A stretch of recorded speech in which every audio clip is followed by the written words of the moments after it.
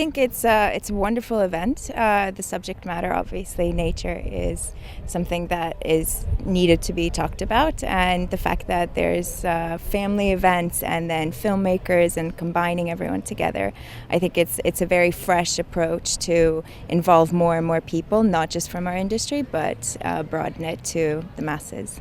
Since you were part of the jury, or was there anything specific that you were looking for when you were watching the movies?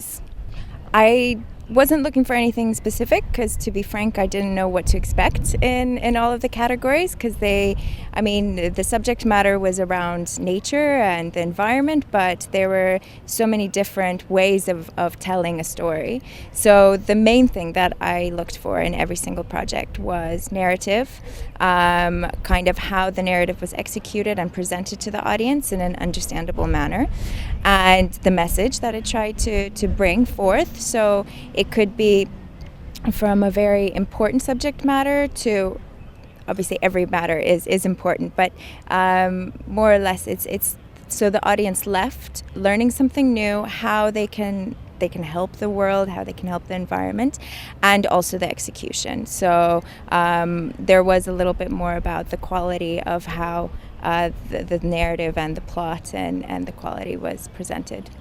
So were there any subjects that stood out for you, that were your favorites or were new for you, for example? I have to say one of the fun facts I learned from screening was about bees. I know that bees are near extinction, which is a very sad topic considering that we need them to keep going. But it was very interesting to learn how in China that they are using human pollinators to replace the fact that they don't have bees in certain areas. I'm a diver myself, so all the underwater films and obviously whales was just phenomenal to watch, and the different ways that the filmmakers presented the story of whales. It was just, it was a pleasure, and yeah.